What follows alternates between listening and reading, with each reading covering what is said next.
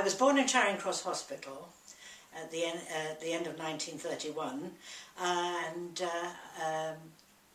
my father was the German correspondent, well, the foreign correspondent for the newspaper called the Sunday Referee.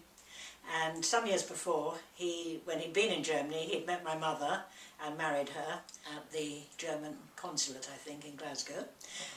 Anyhow, my father, they came back to England, and I was born, as I say, in Charing Cross Hospital. But I was only about a year old when my father was sent back to Germany again. That was quite nice because my mother came from Hamburg, and so she was able to be reunited with her mother and sister. So back we went to Germany, I as a baby, and very soon my father became persona non grata in Germany because he was writing articles that were very critical, and had been doing so for some time, critical of the rising Hitler regime. And he, and I believe a correspondent from what was then called the Manchester Guardian, had to make a very quick exit by plane, I think being shot at. This is what my mother told me. I was too young to actually know that. And they had to make a quick dash, and my father was never allowed back in Germany again. Really? So, my parents had to come back to England again, and eventually we settled in a flat in St Mary's Road in South Ealing.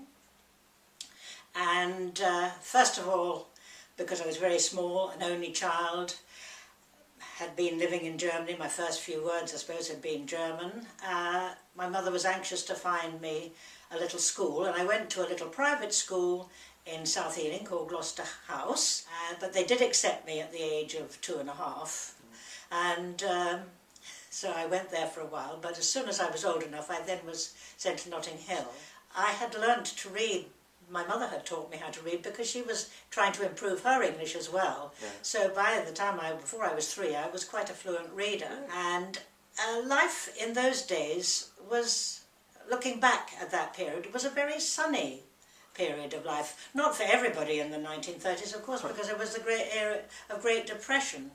But for me at that time, it was great because my mother and I could still go and visit my grandmother and aunt and relatives in Hamburg, and we would, my father used to get a taxi and we used to go to, he wouldn't come of course, we would go to, I think it was near London Bridge, somewhere near Tower Bridge, and we would get the Russian steamer, which was sailing to what was then Leningrad, of course, and we would get the Russian boat and go through the Kiel Canal, and get off at Kiel and get a train into Hamburg. So my childhood wasn't really like any of my contemporaries at that time.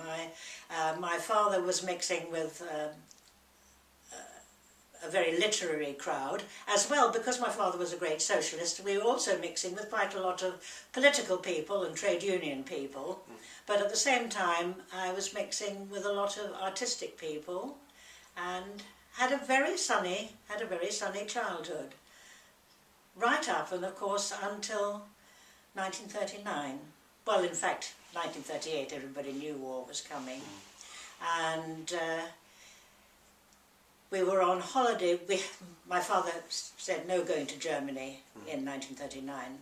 So we went on holiday that summer to a friend's cottage on the Broads in Norfolk. And so we spent the summer there. And it was there in September, on a very sunny day, that I heard on the radio Mr. Chamberlain announcing that this country was now at war with Germany. And really that was the end of a really rather nice and happy childhood. A moment I mean, it didn't mind. become unhappy immediately, obviously, of course. But my father decided that my mother and I would stay up in the cottage, not come back for the beginning of term, and we would stay there just to see if Hitler was going to immediately make an invasion or bomb London. And so I spent the autumn term, I'd right up to Christmas in this cottage in Stokesby, and then my father said nothing had happened, so we would come back. So in December we came back, had Christmas at home. So I remember, got a nurse's uniform and a little pink cradle, and I always had lovely German dolls, of course. And then, of course, having brought us home, that's when the Blitz started, and it was awful. My father didn't believe in air raid shelters. My father was 25 years older than my mother and had served in the First World War, and he tried to enlist in the Second World War and was past A1 fit, but he was really too old, and they said he smoked too much pipe tobacco, really, and they would let him know if they needed him. He said, if we're going to die, we'll die in our beds. Well, they did take the precaution of putting a divan bed next to their double bed, so I wasn't sleeping in my bedroom. But apart from that, we stayed in our beds at night while the Blitz raged. And then one night my mother woke me up out of my bed and took me to a neighbour's flat on the ground floor because our flat had been hit by a basket of incendiaries. I don't know whether you know what a basket of incendiaries, but it was a collection of little incendiary bombs, and it had landed on the roof of our flat. And funny enough, they were on the balcony at the back of our flat watching a fire blazing in the orchard behind our flat, and as they turned round, my parents realised the roof was on fire. Well, it was just as well I wasn't in my bed, because the fire caused the ceiling over my bedroom to collapse and the cold water tank fell on my bed. So that was an escape, wasn't it? Anyhow, so later on that night, a high explosive bomb fell across the road, and the two little old ladies that ran the sweet shop across the road were killed. My mother had, because she was a first aider and St John's ambulance and that, she had rushed out and helped to try to dig out the two little ladies from, but I think one of them was killed. I'm not sure whether they both were, but the shop was hit. Anyhow, the front of our flat, all the windows cave in and bits of the roof went, and then the rain came down, and my mother didn't know what to do with me, so she managed to find my school uniform, and off I was sent to school. But my father stuck a pin in an estate agent's thing and found us a house to rent, because of course you can imagine we'd been renting a flat because my father travelled so much. So we rented a house in Argyle Road near Cleveland Park, Scotch Common Way. And back I went to school again.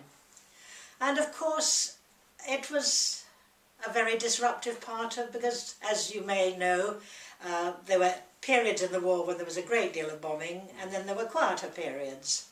And we had nighttime bombing and daytime bombing, and Ealing was, different parts of Ealing did suffer quite a lot from both nighttime and daytime bombing.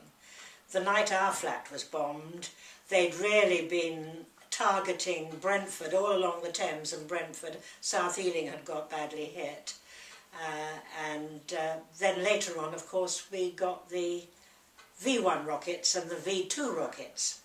So many nights, you can say, the air raid sirens would go and we were out of our beds and we didn't have a shelter again until much later, when the rockets came.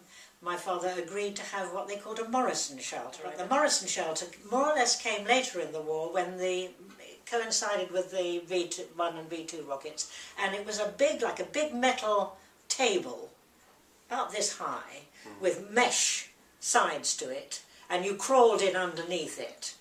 And because our next door neighbours didn't have a shelter, I can remember it used to get quite crowded in there. They'd all come round and we'd all sit in the Morrison shelter. But with the V1 rockets, you could hear them, and you knew they would make a terrible. They made a really rockety, horrible noise. Doodlebugs they were called. And if they stopped overhead, you held your breath, because they came down at an angle, and when you heard it explode, well, you were relieved, terribly relieved for yourself. You did have a thought that for the poor people that it had actually hit, but you sighed a great sigh of relief that it hadn't hit you. Once the sound stops, it just starts dropping. But with the V2 rockets, you didn't hear that at all. They came quite silently, and they were really dreadful. And there was one really bad period, and again, my mother and I, and by that time I had a little sister, we were down in the country because it was known, one day was known as Black Sunday because a lot of Ealing were hit by V2 rockets.